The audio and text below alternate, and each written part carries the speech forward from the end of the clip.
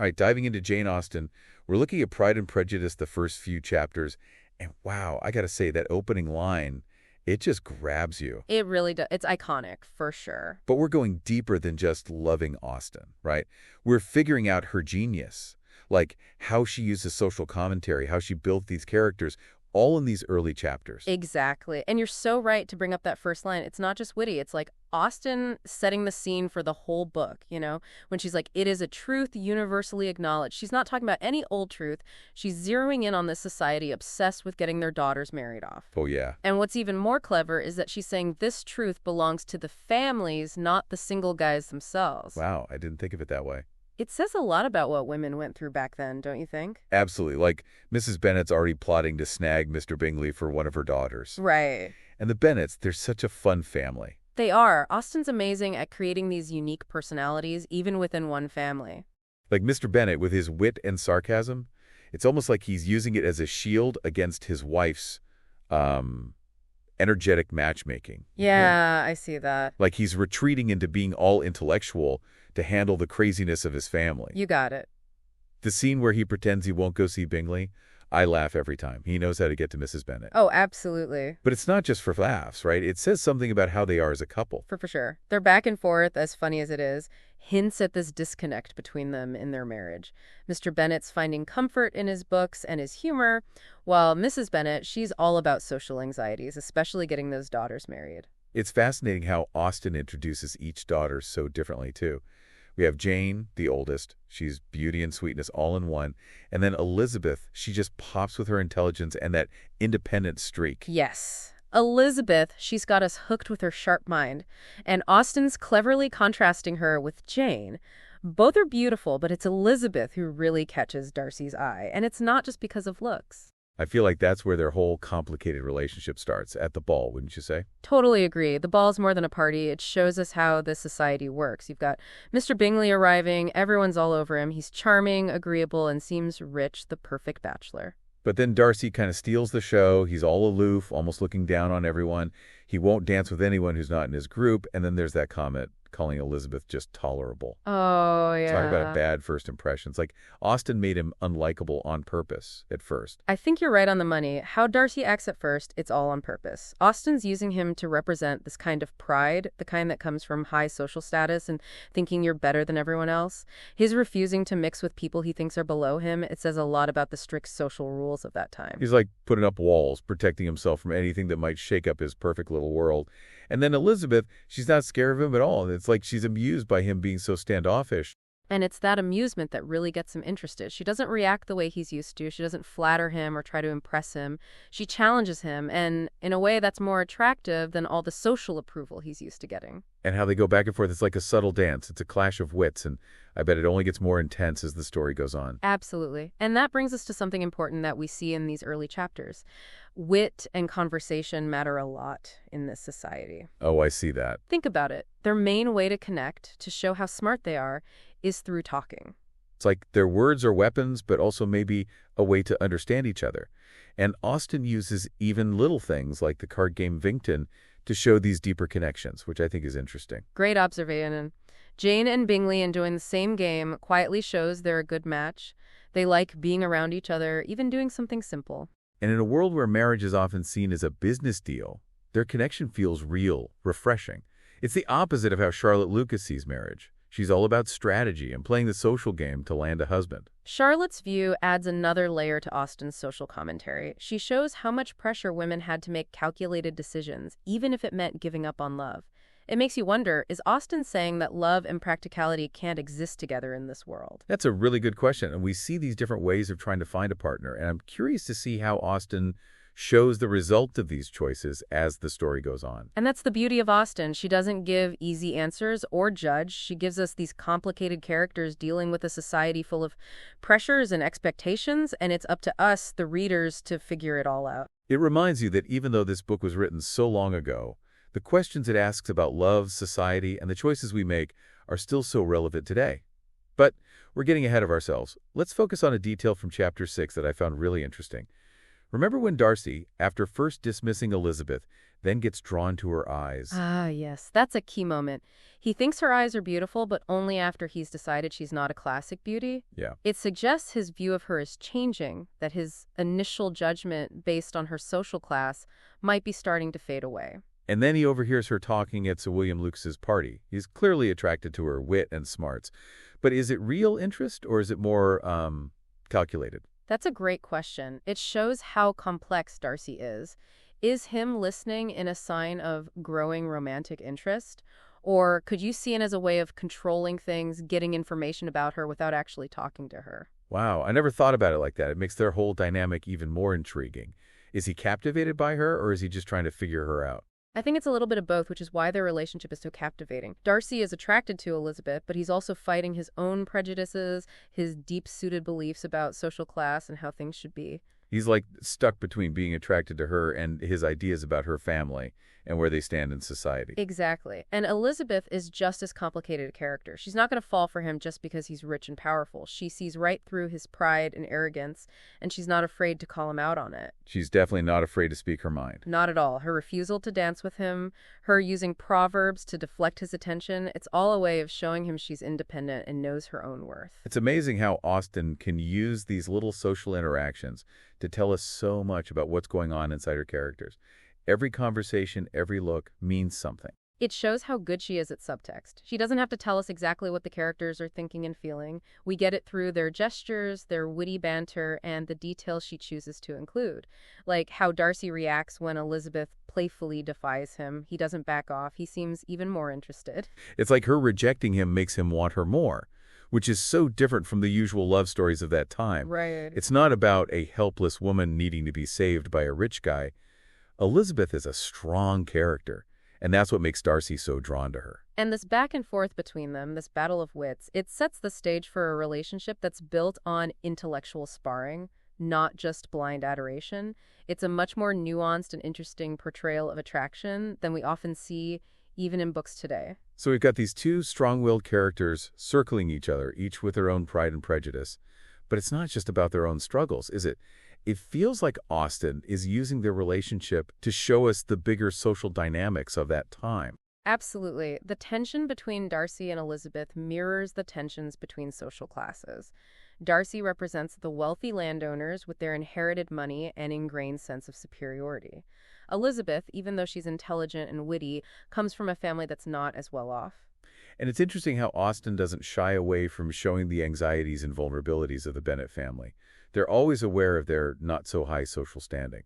Mrs. Bennet especially, she's obsessed with finding good marriages for her daughters. It reminds us that marriage in that society wasn't just about love. It was often about financial security and moving up in the world.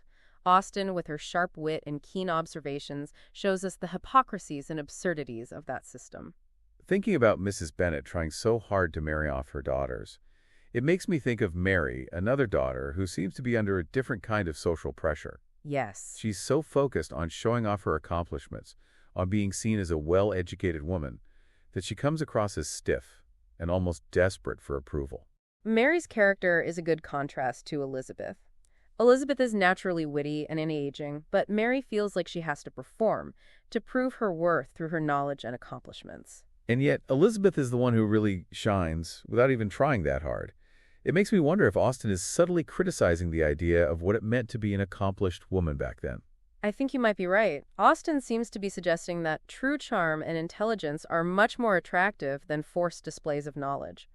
Elizabeth's natural wit and her ability to think for herself make her stand out in a crowd of women who are more conventionally accomplished. It reminds us that being genuine and making real connections are often more important than superficial shows of social grace. And that brings us back to those main themes of Pride and Prejudice, doesn't it? How often do we judge people based on first impressions, on their social status, or on our own preconceived ideas? It's something we all do, isn't it?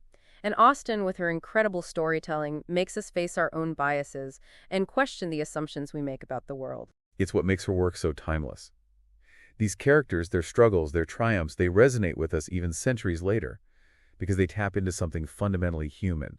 The desire for love and connection, the fear of being judged, the struggle to reconcile our ideals with the reality of the world we live in. And as we go deeper into Pride and Prejudice, I think it's important to remember that Austen is always playing with our expectations. She sets up these seemingly straightforward romantic tropes and then turns them upside down in surprising and delightful ways. Just when we think we have a character figured out, she reveals a new layer of complexity, a hidden vulnerability, or an unexpected spark of defiance. It's like she's inviting us to constantly question our assumptions, to look beyond the surface, and to embrace the messy, complicated beauty of human nature. Exactly. And this brings us to another fascinating element that Austen weaves into the narrative, the importance of social gatherings. Balls, dinners, even casual visits, these aren't just backdrops for romance, they are microcosms of this society where reputations are made and broken, alliances formed and challenged. It's like a stage where everyone is performing a role, carefully crafting their image, and navigating the intricate rules of social etiquette, like how Mrs. Bennet orchestrates every encounter with Bingley, strategically placing her daughters in his line of sight. And it's not just Mrs. Bennet, everyone is playing the game, to some extent. Darcy uses his aloofness as a shield, protecting his status and keeping a distance from those he deems unworthy. Even Elizabeth, with her independent spirit, is aware of the social expectations placed upon her. It's a constant dance of power and perception, and Austen masterfully reveals how these seemingly trivial social interactions can have huge consequences. A careless remark, a misinterpreted glance, can make or break a reputation. And it's through these social encounters that we see the true nature of each character revealed. We witness their wit, their vulnerabilities, their hidden desires. We see how they navigate the complexities of social hierarchy, the pressures of conformity, and the ever-present tension between individual desires and societal expectations. It's like Austen is holding up a mirror to her own society, showing its hypocrisies and absurdities with a mix of sharp wit and gentle compassion. And what's remarkable is how relevant these observations still feel today. We might not be attending balls in grand estates, but we still navigate complex social dynamics, grapple with our own biases, and try to make a good impression in a world that often values appearances over authenticity. That's the enduring power of Austen's work. She captures the timeless essence of human nature, our weaknesses and aspirations, our triumphs and our failures, and she does so with a wit and elegance that continues to captivate readers centuries later. It's a reminder that even in a world constrained by social conventions, there's always room for individual expression, for challenging the status quo, and for forging your own path. And as we move towards the end of our deep dive, I think it's important to consider how these early chapters set the stage for the dramatic events that are to come. We've seen the initial sparks of attraction between Jane and Bingley, the complex dance of Pride and Prejudice between Elizabeth and Darcy, and the introduction of a cast of characters whose lives are about to become inextricably intertwined. I'm already wondering how Austen will resolve these simmering tensions, and what fate awaits our beloved characters. Will Pride and Prejudice win out, or will love and understanding ultimately prevail? That's the question that keeps us turning the pages, isn't it? And Austen, the masterful storyteller, knows exactly how to keep us guessing. So as we get ready to delve into the next chapters, I'm curious to hear your thoughts. What has struck you most about these opening scenes?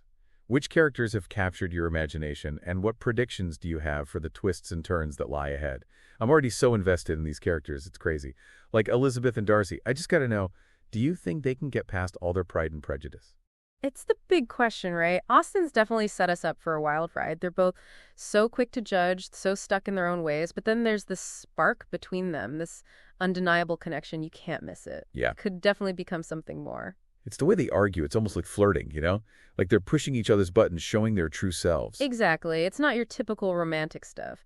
Elizabeth and Darcy, they connect on an intellectual level. They challenge each other, make each other face their flaws. And it's not just them. There's Jane and Bingley, too. They seem so genuine, so in love. But will that be enough with all the social pressures and Mrs. Bennet scheming like crazy? Good point. Jane and Bingley's romance, it's a different kind of challenge. They're both so good, so sincere, drawn to each other's goodness, but that might make them easy targets for all the manipulation going on around them. Especially with Charlotte Lucas, she's all about strategy when it comes to marriage, thinking she has to make a smart match, even if it means no love. It makes you think about what was expected of women back then and the compromises they had to make. Charlotte's perspective, it adds another layer to how Austen explores love and marriage. She's not a bad person, just a product of her time, when women didn't have many choices. Right. It makes sense why she'd choose security over love, even if it's kind of sad. It reminds us that even when it comes to love, practical stuff matters. But I still can't help but root for Jane and Bingley, hoping they can make it. Me too. But let's not forget the other characters. They're all part of this game. There's Mr. Collins, the clergyman. He's got his eye on one of the Bennet girls. Uh-oh. And then there's Wickham, the soldier. So charming, but hiding something. Oh, Wickham. I knew he was trouble. He's too smooth, too perfect. Got to be something going on there. What's he hiding? See, that's Austen at her best. She gives us these little hints, keeps us guessing, makes us wonder what's going to happen next. We know Wickham's going to shake things up, but that's the question. It's like she's setting up dominoes. Each chapter, another one falls, and it affects everyone. I can't wait to see what happens next. And as we go on, pay attention to how Austen uses irony and satire. It's brilliant. She's always making fun of the social rules of her time, showing how ridiculous those class differences are and how hypocritical people can be. Yeah, and she does it with such heart and humor. That's why we still love her work. We laugh at the characters' silly mistakes, but we also feel for them. We want them to be happy. Exactly. We see ourselves in their flaws and dreams. That's the magic of Pride and Prejudice. It's timeless. It's about love, loss, social pressure, finding yourself, things we all go through no matter the time or place.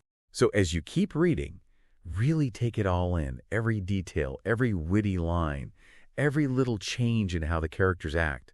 Austen's created this amazing world, full of meaning and subtle touches.